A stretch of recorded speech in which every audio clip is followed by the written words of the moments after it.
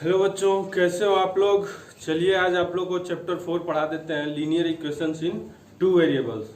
ठीक है, तो सबसे पहले जान लेते हैं कि लीनियर इक्वेशंस किसको बोलते हैं। वैसे तो आप लोग जानते ही हैं, लीनियर इक्वेशंस उसको बोलते हैं जिसका डिग्री 0 हो, सॉरी डिग्री 1 होता है। जिस इक्वेशन का डिग्री मतलब कि x का हाईएस्ट पावर, चाहे जो वेरिएबल हो उसमें जो हाईएस्ट पावर होता है उसी को डिग्री बोला जाता है। तो लीनियर इक्वेशन किस फॉर्म का होता है, मतलब अगर कैसे पहचानेंगे तो ax plus b is equal to 0 इस फॉर्म में होगा तो हम लोग जान जाएंगे कि वो लीनियर इक्वेशन है। ठीक ना। लेकिन अभी यहाँ पे क्या लिखा हुआ है, टू वेरिएबल्स लिखा हुआ है। अभी तक आप लोग यही वाला पढ़ते आ रहे थे। अभी जो कुछ भी आप लोग इक्वेशन बनाते थे, जो क्वेश्चन में दिया गया होता था, तो आप लोग केवल एक x मानते थे, लेट एनीथिंग बी x, उसके अकॉर्डिंग जो है सॉल्व करते थे। लेकिन अभी आपको यहाँ पे लिखा हुआ है टू वेरिएबल्स, मतलब आपको दो वेरिएबल्स पढ़ने हैं एक ही इक्वेशन में। मतलब कि जैसे एक x है, एक और कोई y हो जाएगा। तो इसका जो ये स्टैंडर्ड फॉर्म बोला जाता है linear equation in one variable का। इसी तरीके से टू वेरिएबल्स का स्टैंडर्ड फॉर्म है ax plus B Y plus c is equal to 0। इसको आप लोग थोड़ा सा याद कर लेंगे, ठीक ना।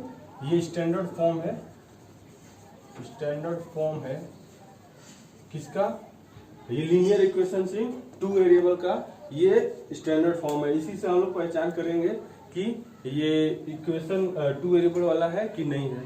ठीक, अब इसमें देखिए a क्या है, b क्या है, c क्या है, तो ये आप लोग को जानना पड़ेगा। a जो है x का कोफिशिएंट होता है, कांस्टेंट होता है वो, ठीक ना। कांस्टेंट टर्म जो x के साथ लगा होता है उसी को जो है a बोलते हैं। y के साथ जो लगा रहेगा उसको जो है b वाला b बोलते हैं। और c जो है प्योर कांस्टेंट टर्म होता है, मतलब वो केवल कांस्टेंट टर्म होता है। ठीक, एग्जांपल देखिए आप लोग समझा दे रहे हैं। जैसे मान लीजिए कि क्वेश्चन दिया है 5x plus 6y plus 10 is equal to 0। तो देखिए इसमें a क्या हो जाएगा, a आपका 5 हो जाएगा, b आपका 6 हो जाएगा और c आपका 10 हो जाएगा। ठीक है, तो ये जो है आपका हो गया। ठीक, अब इसमें आपको पढ़ना क्या है, चलिए बता देते हैं क्या पढ़ना है। इसमें जो है आप लोग को एक तो ये हो गया कि आपको पहचान करना होगा कि इक्वेशन कौन सा है, लीनियर इक्वेशन टू वेरिएबल वाला है कि नहीं है। दूसरा आपको इसका सॉल्यूशन बताना है, ठीक ना। तो सॉल्यूशन बताना है तो इसमें तीन टाइप के सॉल्यूशन हो सकते हैं, ठीक ना। जब ये टू वेरिएबल्स आ जाता है तो इसमें दो तीन टाइप के सॉल्यूशन हो जाते हैं। एक्स और वाई का मतलब क्या वैल्यू होगा जिससे वो इक्वेशन सेटिस्फाई करेगा, उसी को सॉल्यूशन बोला जाता है। तो एक होता है पहला यूनिक सॉल्यूशन। यूनिक सॉल्यूशन मतलब कि केवल एक सॉल्यूशन आएगा, केवल एक सॉल्यूशन आएगा तो उसको यूनिक सॉल्यूशन कहते हैं। ठीक, दूसरा है कि इनफाइनाइट सॉल्यूशन। इनफाइनाइट सॉल्यूशन मतलब नाम से ही पता चल रहा है कि इसका बहुत सारा सॉल्यूशन होगा, उसको इनफाइनाइट सॉल्यूशन कहेंगे, ठीक ना। और एक चीज है केवल दो सॉल्यूशन हो, मतलब कि x का एक सॉल्यूशन और y का एक सॉल्यूशन, चाहे दोनों का ओनली टू सॉल्यूशन। मतलब या तो एक सॉल्यूशन होगा, या तो दो सॉल्यूशन होगा, या तो बहुत सारा सॉल्यूशन होगा, ठीक ना। तो यही जो है आपको पढ़ना है इस एक्सरसाइज में। तो चलिए एक्सरसाइज से स्टार्ट करते हैं, तो आप लोगों को समझ में भी आ जाएगा कि क्या मैं कह रहा हूँ। ठीक है, तो ये देखिए 4.1 एक्सरसाइज का फर्स्ट क्वेश्चन ये दिया हुआ है कि cost of a notebook is twice the cost of a pen. अब इसको जो है आपको एक इक्वेशन बनाना है, और इसमें थोड़ा सा ये भी हिंट में दिया हुआ है कि कॉस्ट ऑफ नोटबुक जो है x मान लेना है, x रुपया। कॉस्ट ऑफ नोटबुक जो है आपको क्या मानना है, x रुपया मानना है। और कॉस्ट ऑफ पेन मानना है आपको y रुपया, ठीक ना। कॉस्ट ऑफ पेन मानना है ₹y, ठीक। इसी को मान के आपको एक इक्वेशन बना देना है, और ये आपका लीनियर इक्वेशन इन टू वेरिएबल हो जाएगा। तो क्या दिया हुआ है, क्वेश्चन के अकॉर्डिंग दिया हुआ है कि नोटबुक का जो कॉस्ट है वो पेन के कॉस्ट से डबल है। तो यानी नोटबुक का कॉस्ट x है, वो पेन के कॉस्ट से डबल है, यानी x is equal to 2y हो गया। डबल मतलब 2 हो जाएगा, और ट्रिपल मतलब 3 हो जाएगा। डबल मतलब 2 गुना, तो x is equal to 2y, ये इक्वेशन हो गया, ठीक ना। इसको आप थोड़ा अच्छे से लिख लेंगे स्टैंडर्ड फॉर्म में। स्टैंडर्ड फॉर्म हमारा क्या था, x, इसको y भी एक ही तरफ रहेगा, और अगर कोई कांस्टेंट है तो कांस्टेंट रहेगा, नहीं तो 0। ये हमारा इक्वेशन बन गया, ठीक है। अब देखिए सेकंड क्वेश्चन देख लेते हैं। इसमें आपको ये इक्वेशन सारा दिया हुआ है, एक मिनट देख लेते हैं। तो ये सेकंड क्वेश्चन देख लीजिए, इसमें आपको ये करना है कि ax plus B Y plus c equal to 0 के फॉर्म में इसको लिख लेना है, और उसमें आपको a क्या है, b क्या है और c क्या है ये बताना है, ठीक ना। यही आपको बताना है, a b और c का वैल्यू भी बताना है। तो इस फॉर्म में करना है तो सीधा सीधा देख लीजिए, कांस्टेंट वाला जो टर्म होगा वो इधर इसको लिख लेना है, इधर केवल इज इक्वल टू इधर केवल 0 रहना चाहिए। तो सिंपल सा है, इसको इधर ले देंगे, माइनस में हो जाएगा 2x प्लस 3y माइनस 9.35 बार इज इक्वल टू 0। देखिए हो गया, सिंपल सा एकदम, इस फॉर्म में हो गया। अब इसमें देखिए आपको सीधा सीधा दिख रहा है, a मतलब x के साथ वाला, तो a इज इक्वल टू 2 हो गया और b इज इक्वल टू 3 हो गया और c is equal to minus 9.35 बार लिखेगा। इसको ध्यान रखिएगा, थोड़ा इसको थोड़ा सा ध्यान रखिएगा। तो इसमें ये आपको ध्यान ये देना है, c is equal to minus 9.35 बार लिखना है। क्यों? क्योंकि हमारे इक्वेशन में प्लस c है, ठीक ना। तो c का जो भी वैल्यू होगा माइनस में होगा तो माइनस में लिखना पड़ेगा, प्लस में रहेगा तो कोई टेंशन नहीं है, ठीक। अभी सेकंड देख लेते हैं। ये तो पहले से ये ax plus B Y plus C के फॉर्म में लिखा हुआ है, ठीक। अच्छा, आप लोग कहें कुछ लोग कि कैसे लिखा हुआ है, तो इसको आप ऐसे भी तो लिख सकते हैं, x plus minus y by 5 plus minus 10 is equal to 0। अब हो गया ना, x plus b plus B Y plus c equal to 0। तो ये कोई फर्क नहीं पड़ता है, ये बस खाली हमको इस फॉर्म में होना चाहिए, मतलब x वाला y वाला और कांस्टेंट टर्म एक ही तरफ होना चाहिए इक्वेशन के, ठीक।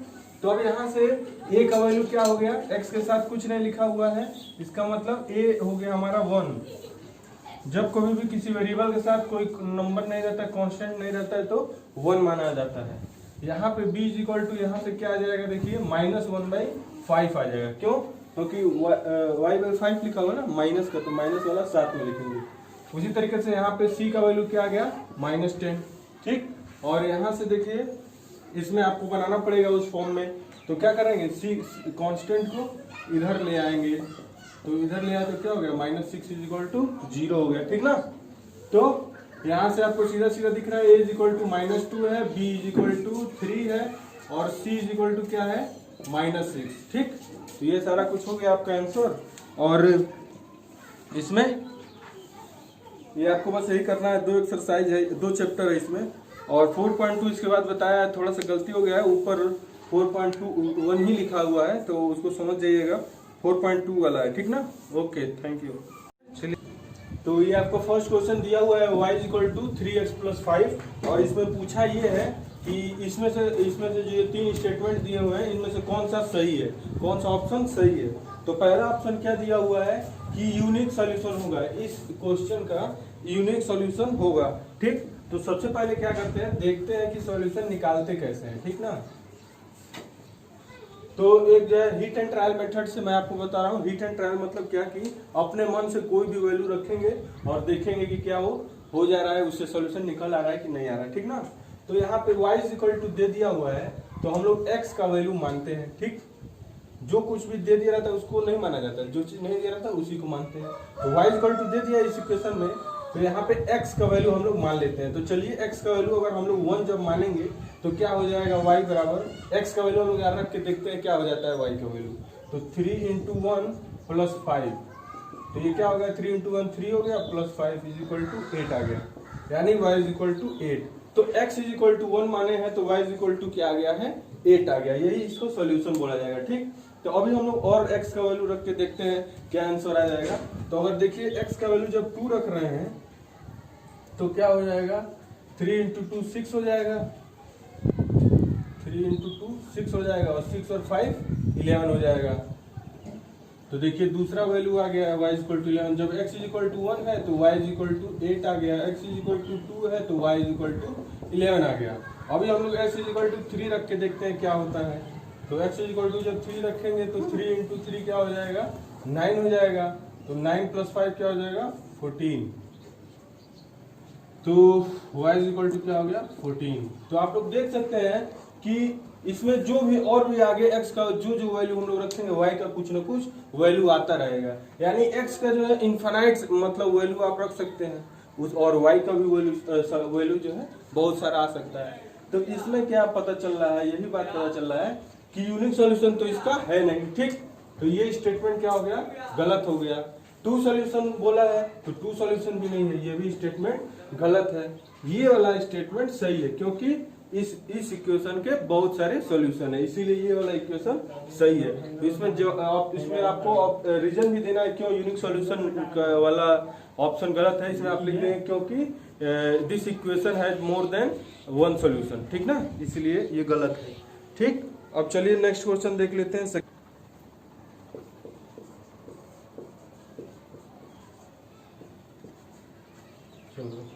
करो। तो ये सेकंड क्वेश्चन है, इसमें दिया हुआ है 2x + y = 7। ये फर्स्ट क्वेश्चन है, सेकंड का फर्स्ट। इसमें आपको 4-4 सॉल्यूशन लिखने हैं, ठीक ना। कितने लिखने हैं, 4-4। तो जैसा अभी मैंने बताया फर्स्ट क्वेश्चन में, वैसा ही इसमें करना है।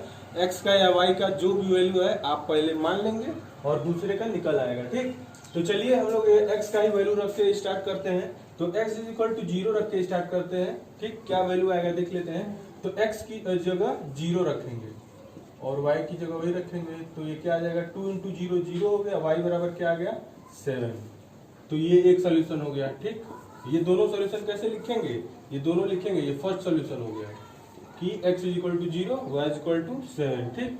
अब सेकंड सोल्यूशन क्या हो जाएगा, x = 1 रखते हैं हम लोग। तो x = 1 यानी x की जगह 1 रखेंगे और y को निकाल लेंगे, y का वैल्यू। तो 2 × 1 क्या आ जाएगा, 2 आ जाएगा और इसको इधर भेज देंगे तो 7 में से माइनस हो जाएगा 2। तो कितना आंसर आ गया, 5 आ गया।